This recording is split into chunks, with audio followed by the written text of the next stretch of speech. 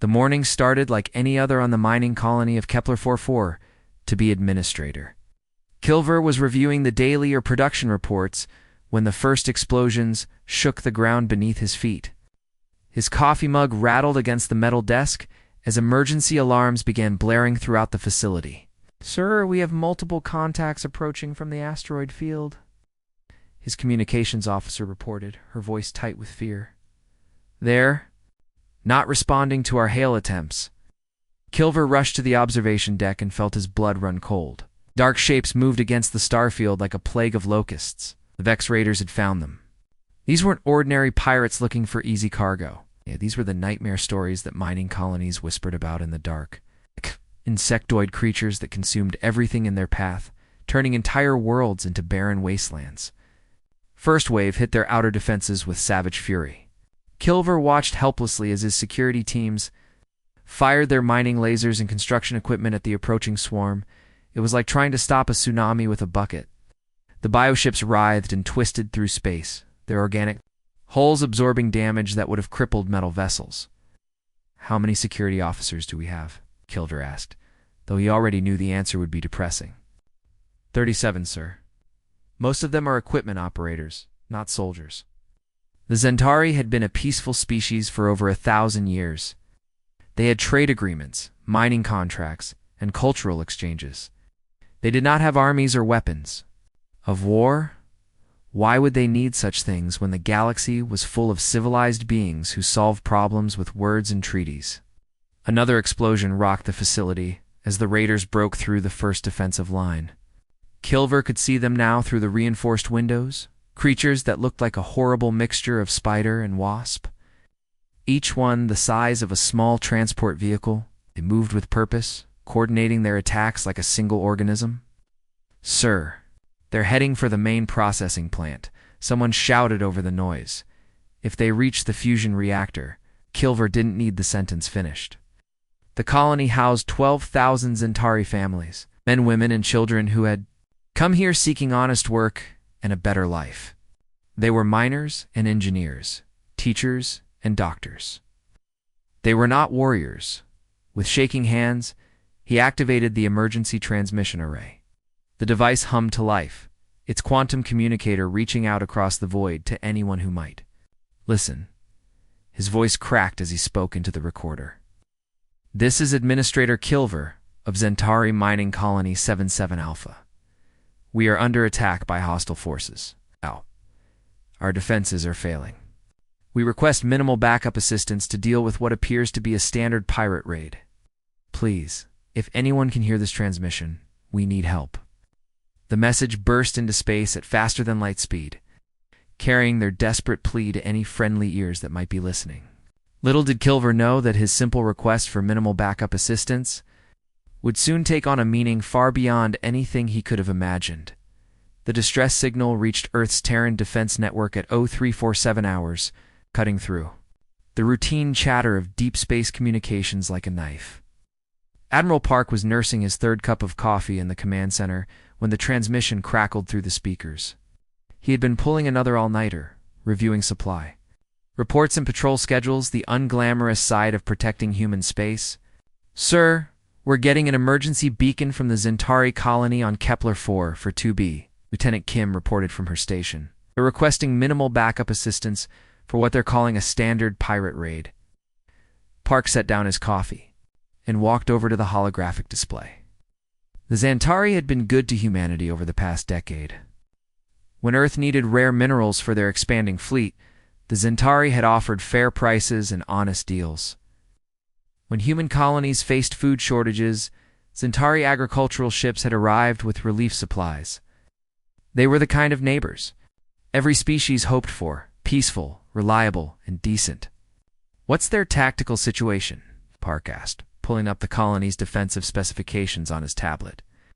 According to their files, they have about 40 security officers with mining equipment converted for defense. No military vessels. No heavy weapons. It's pretty standard for a civilian mining operation.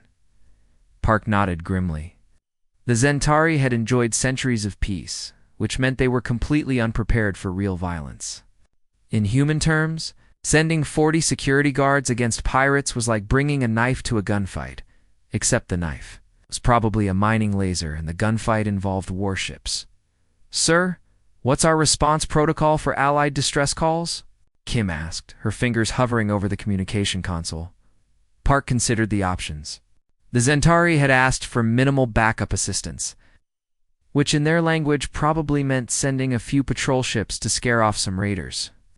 But humans had learned long ago that half measures in warfare usually led to more casualties, not fewer. If you were going to fight, you fought to win decisively. "Alert Strike Group Delta," Park ordered. "Have them prep for immediate deployment." Lieutenant Kim's eyes widened slightly. "Sir, Strike Group Delta? That's 3 dreadnoughts, 12 destroyers, and 40 support vessels. Don't you think that might be excessive for a pirate raid?" Park turned to face her, his expression serious. "Kim, when our friends call for help, we don't send just enough to maybe win. We send enough to guarantee their safety. Better to arrive with too much firepower than too little." Within minutes, alarms were echoing through the massive naval yards. Orbiting Mars, crew members rushed to their stations as the ships of Strike Group Delta powered up their fusion reactors. The flagship, a kilometer-long dreadnought called the Indomitable, began its launch sequence alongside its sister ships. Captain Lee stood on the bridge of the Indomitable, watching the tactical displays come online. "Admiral Park's orders are clear," he announced to his crew. "The Zentari are our allies, and allies protect each other. We're going to show these pirates what happens when they mess with our friends." The jump drives hummed to life, tearing holes in space-time itself. In the human military, a light response meant bringing enough firepower to end the threat permanently. The Zentari had asked for minimal backup assistance, and by human standards, that's exactly what they were getting. Hive Queen Vexara stretched her 6 arms in satisfaction. She watched her children tear through the mining colonies. Pathetic defenses. From her throne aboard the massive bioship that served as her command vessel, she could feel every kill, every structure consumed, every terrified scream through the psychic link that connected her to the swarm. This was what she lived for: the sweet taste of conquest and the growth of her hive. The Zentari had put up a better fight than expected, she had to admit. Their mining lasers had actually managed to damage a few of her smaller bioships before being overwhelmed. But it was like watching children throw rocks at a hurricane. Brave, perhaps, but ultimately meaningless. "My queen," hissed one of her drone commanders, its insectoid voice buzzing through the organic communication channels that ran throughout the ship. "The outer mining platforms have been fully consumed. Our bioships are feeding on the metal structures as planned." Vexara clicked her mandibles in approval. The Vex had perfected the art of war over millennia. They didn't just defeat their enemies, they consumed them, turning their ships and cities into raw material for new biovessels. Every conquest made the swarm stronger, more numerous, more unstoppable. She had started this campaign cycle with barely 300 bioships. Now, after consuming 7 different worlds and asteroid mining operations, her swarm had grown to over 2,000 vessels. Each one was a living weapon, bred for war, and shaped by her will. They could heal battle damage by feeding on debris, reproduce by consuming enemy metal, and adapt to new threats within hours. "What news from the scouts?" she asked, her compound eyes gleaming with predatory intelligence. "Multiple contacts approaching from the outer system, my queen. Energy signatures suggest primitive chemical propulsion systems. Approximately 50 vessels, but they appear to be made of simple metal alloys. Easy feeding." Vexara laughed, a sound like breaking glass mixed with the buzz of angry wasps. Another species had decided to play hero.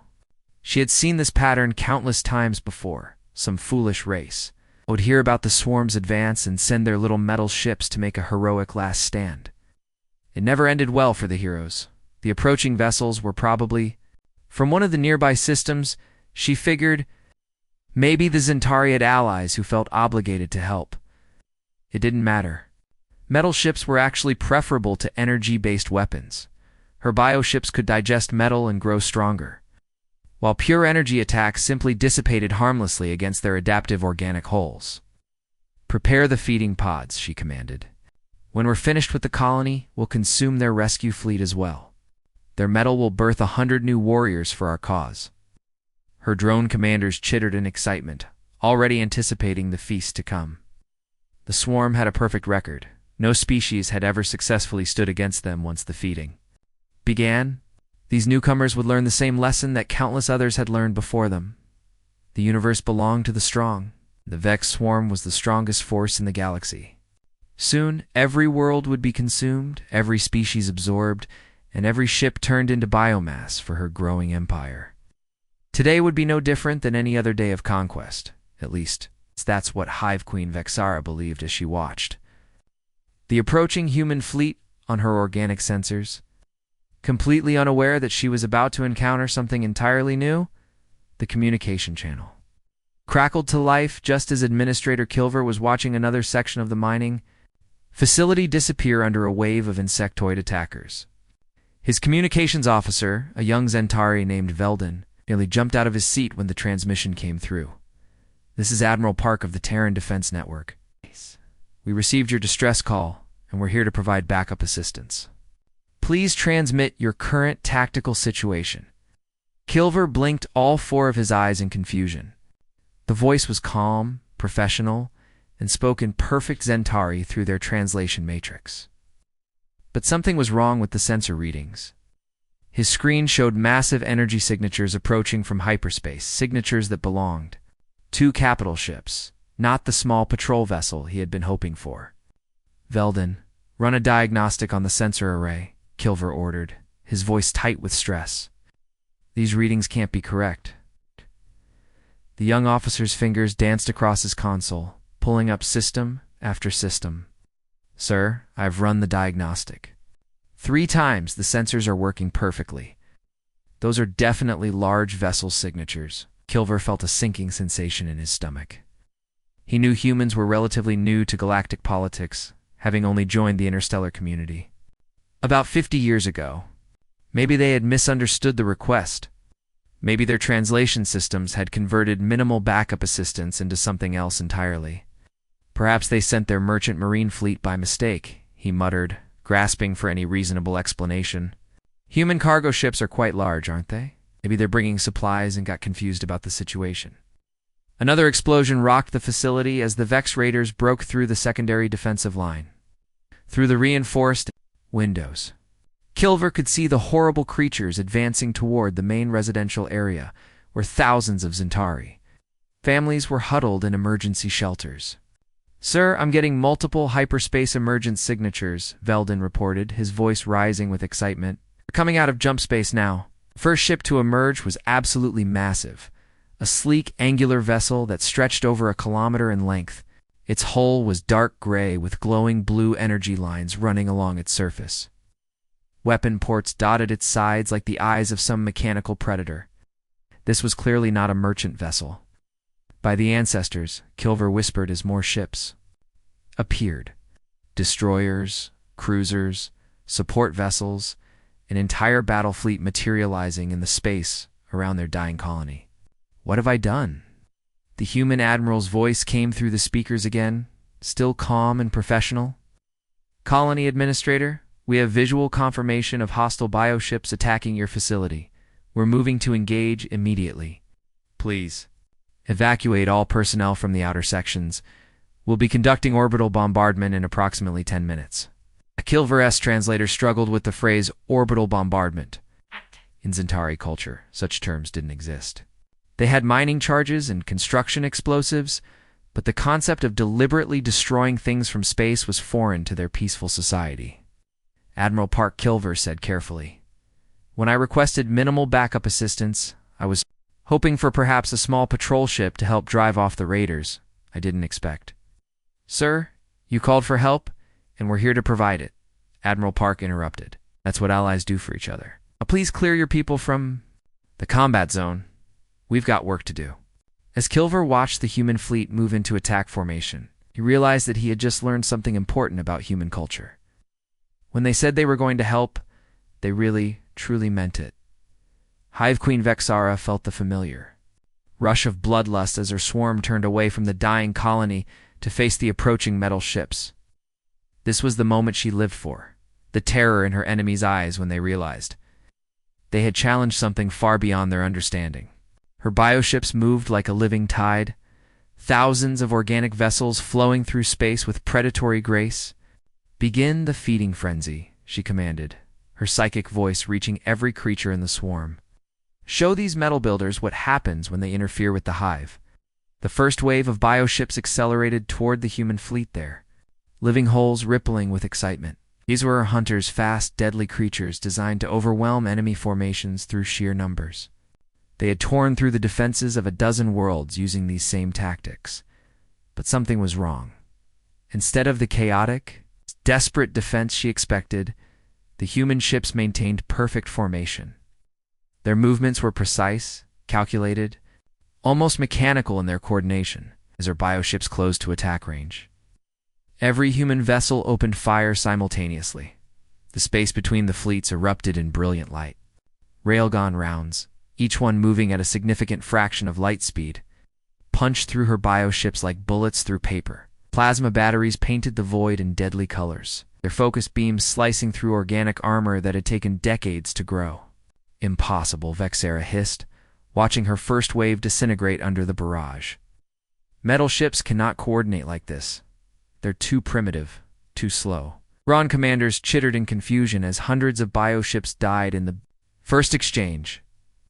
The human weapons were unlike anything they had encountered before. Most species relied on energy weapons that could be absorbed or deflected by adaptive organic hulls. But these railgun rounds were pure kinetic force, unstoppable chunks of metal that punched through anything in their path. "Second wave. Attack from multiple angles," she ordered desperately. "Surround them and strike from all sides."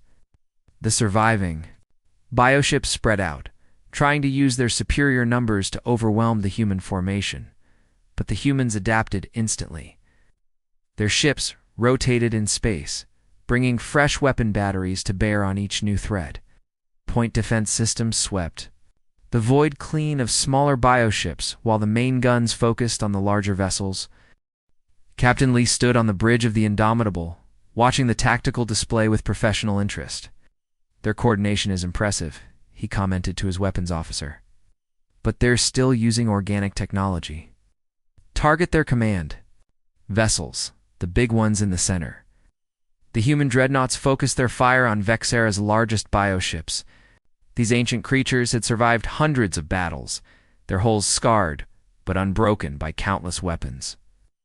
They had never faced anything like human firepower. Vexera felt each death like a physical blow. Her children were dying faster than she could replace them. The humans weren't just winning. They were methodically destroying her entire swarm without taking a single casualty. How are they doing this? She screamed, her compound eyes fixed on the tactical display. They should be running in terror by now. Her surviving drone commanders had no answer. The humans fought like machines, their movements coordinated with inhuman precision.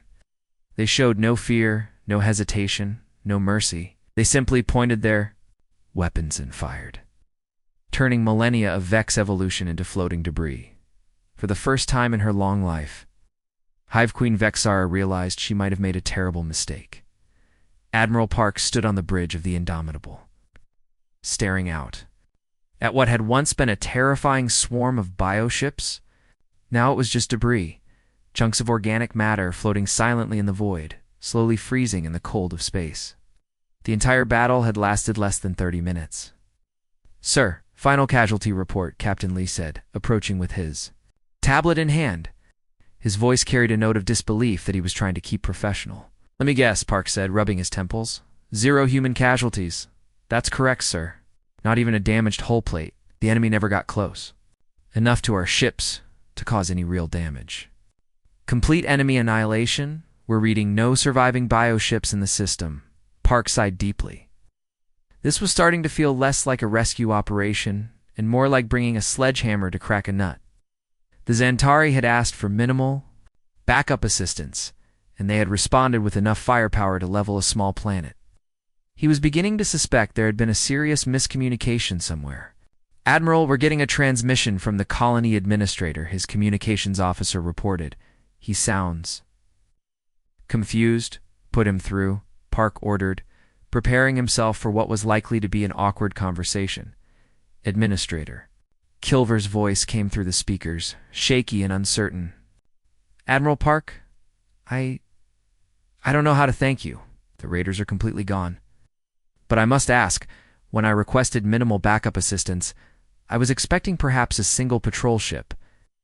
Did you really need to bring an entire battle fleet? Park winced. He had suspected this was coming. In human military doctrine, you always brought overwhelming force to ensure victory and minimize casualties. But clearly, other species had different ideas about proportional response. Administrator, we wanted to make sure the job was done properly, Park replied diplomatically. Better to have too much firepower than not enough. Through the viewports, both leaders could see the human fleet methodically hunting down the remaining Vex presence in the system. Long-range sensors had detected 3 asteroid bases that the bioships had been using as staging areas. The human response was swift and decisive. Sir, should we investigate those asteroid installations? Captain Lee asked quietly. Negative, Park replied. Standard protocol for enemy staging areas. We can't risk them regrouping or calling for reinforcements. Kilver watched in fascination and horror as the human destroyers approached the asteroids. He had never seen weapons like these before, focused plasma beams that could burn through solid rock like it was paper. Within minutes, the asteroids were glowing molten masses, their surfaces turned to glass by the intense heat. They're destroying the asteroids, Kilver whispered to his aide. They're actually melting them. Sir, that's what humans call being thorough, Veldon replied, his voice filled with awe. They're not just defeating the enemy, they're making sure the enemy can never come back. Park noticed the silence on the communication channel and realized the Zentari were probably processing what they were seeing. Administrator, we're just cleaning up the staging areas. Can't have any Vex survivors setting up shop in your neighborhood, of course, Kilver replied weakly. Very thorough of you. As Park watched his ships complete their work, he made a mental note to revise the response protocols for future Allied distress calls. Perhaps next time, they should ask a few more questions before deploying an entire strike group. The news spread through the galactic communication networks faster than a hyperspace jump, within hours. Every major species in the galaxy had heard the same incredible story. The humans had responded to a simple pirate raid with enough firepower to conquer a small star system. Ambassador Falcon of the Regellian Republic was the first to raise concerns during his daily briefing. Director, we need to discuss this human situation immediately, he said, his blue-scaled face showing obvious worry. According to our intelligence reports, they deployed 3 dreadnoughts to deal with what the Zentari called a minor pirate problem. Director Vorthok leaned back in his chair, processing the information. The Regellians had always prided themselves on their measured diplomatic approach to conflict. They would typically send a single cruiser to investigate such incidents, maybe 2 if the situation seemed particularly dangerous. Are we certain about these numbers? He asked. 3 dreadnoughts for pirates? Deep space monitors? Confirmed it. The human fleet didn't just defeat the Vex raiders, they completely annihilated them. Then they proceeded to glass 3 asteroid bases just to be sure. The entire operation lasted less than an hour. Similar conversations were happening across the galaxy. The Hegemony Council called an emergency session for the first time in over a century. Representatives from hundreds of species gathered in the Great Chamber, their voices creating a buzz of nervous energy that filled the enormous space. Council Speaker Zender called for order with his ceremonial gavel. Fellow beings, we are here to discuss what some are calling the human incident. For those who haven't heard, the humans have demonstrated what they considered to be a minimal response to a pirate attack. The chamber erupted in discussion. The Altarian delegate stood up, his tall, thin frame trembling with concern. Speaker, my government is deeply worried about these developments. We have trade agreements with the humans, but if this is how they handle minor disputes. The Vex weren't exactly minor, interrupted the Centauri representative. They've been a problem for decades. Maybe the humans just did what the rest of us were too afraid to do. That's not the point, snapped the vegan ambassador. The point is proportional response. You don't use a planet killer to swat a fly. But the most interesting development was happening in the darker corners of the galaxy. In hidden bases and secret meeting places. Pirate captains and raider commanders were having very different conversations. Captain Grix of the Bloodfang Raiders was addressing his crew in their usual hideout. Listen up, you scum. Word is that the humans just wiped out the entire Vex swarm in less than an hour. The whole swarm gone. Nothing left but space dust. His crew shifted nervously. The Vex had been one of the most feared forces in the galaxy. If the humans could destroy them so easily... What are you saying, Captain? Asked his first mate, a scarred veteran of dozens of raids. I'm saying we avoid human space like it's infected with plague, Skrix replied. Any ship, any station, any colony under human protection is off limits. We're not stupid enough to poke that particular beast. Similar declarations were being made by pirate groups across the galaxy. The Crimson Fleet, the Void Hunters, the Stellar Reapers. All of them quietly updated their navigation computers to avoid any system within 50 light-years of human space. The most telling sign came from the galactic crime statistics. Within a week of the incident, pirate activity in human-allied space had dropped to nearly zero. It wasn't that the humans had actively hunted down every criminal in their territory. The criminals had simply decided to find easier targets elsewhere. The message was clear when humans said they would provide backup. They meant it in the most absolute terms possible. Ambassador. Han stepped off the diplomatic transport onto the crystal blue surface of Zentara Prime, the Zentari homeworld. The journey from Earth had taken 3 days, but the emergency diplomatic mission couldn't wait. News of the human incident was spreading faster than containment protocols could handle, and the Terran diplomatic corps was in full damage control mode. The Zentari greeting committee was unlike anything he had experienced before. Instead of the usual formal ceremonies, he was met by a mixture of deep bows and nervous shuffling. High Chancellor Velteran approached with what appeared to be equal parts reverence and terror.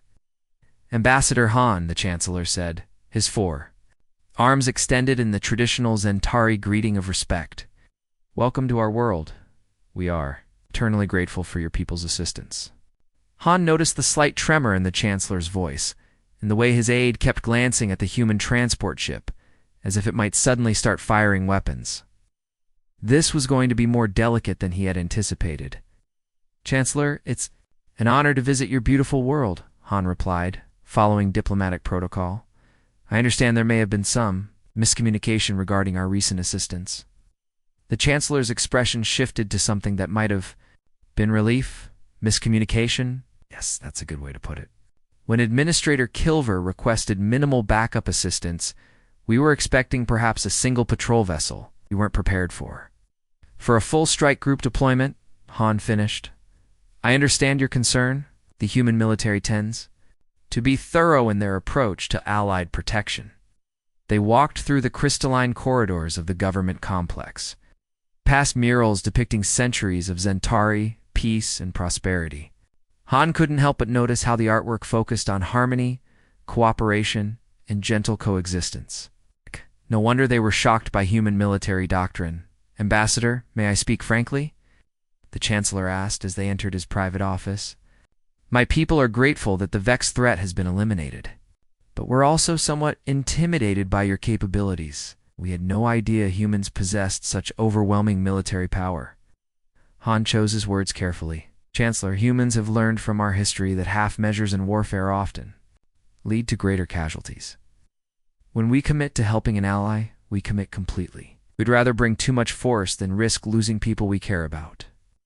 The Chancellor nodded slowly, but Han could see the wheels turning in his mind.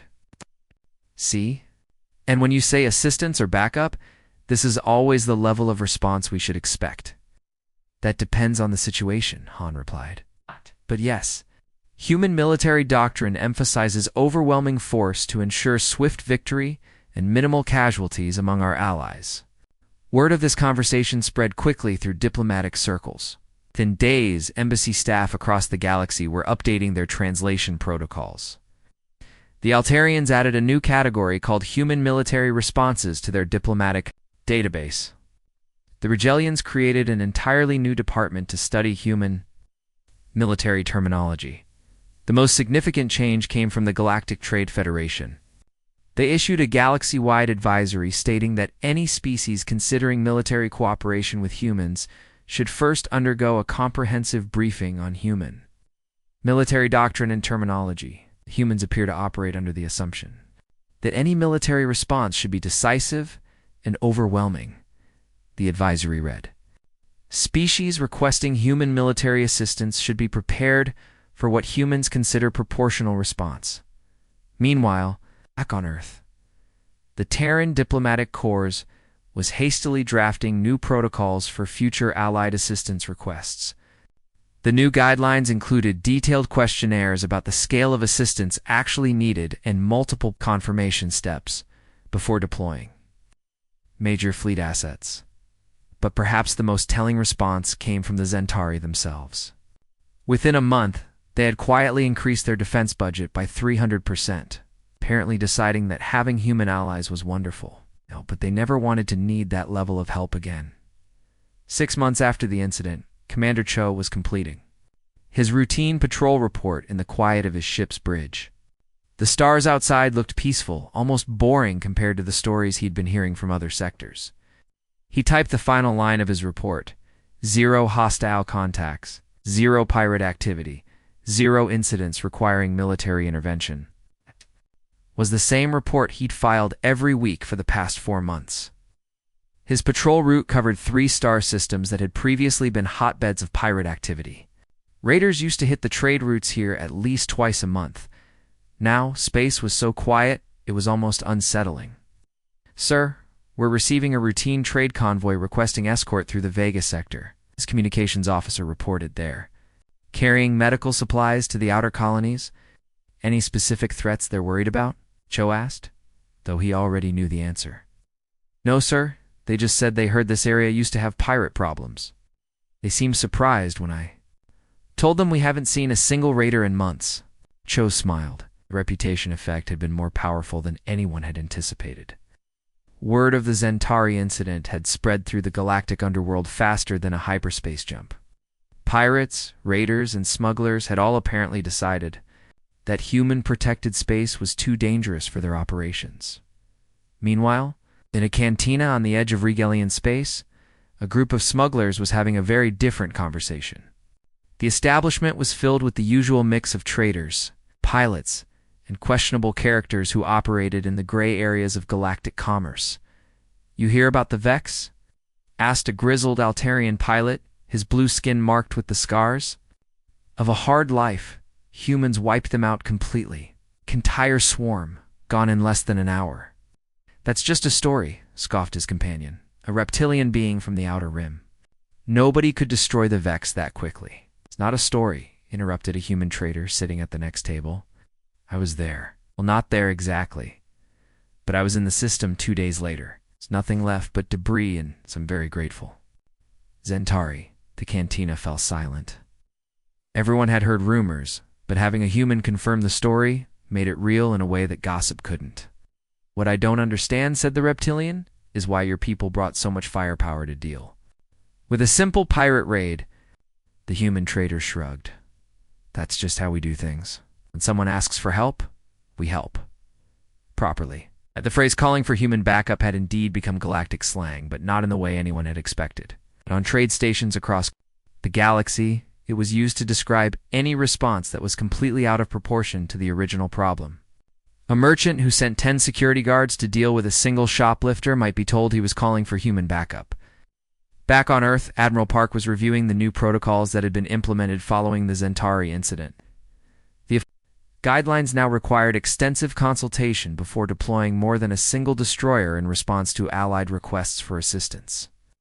"Sir, do you think these new protocols will prevent similar incidents?" asked Lieutenant Kim, who had been promoted after her exemplary service during the crisis. Park looked thoughtful. "Kim, the 7th Fleet deployment was actually considered a light response by our standards. If we'd thought the situation was truly serious, we would have sent the entire Third Army. Maybe it's better if our allies don't know that just yet." Galaxy had learned to respect human military capability, but they still had no idea how much restraint the humans had actually shown. And perhaps, Park thought, that was exactly how it should be.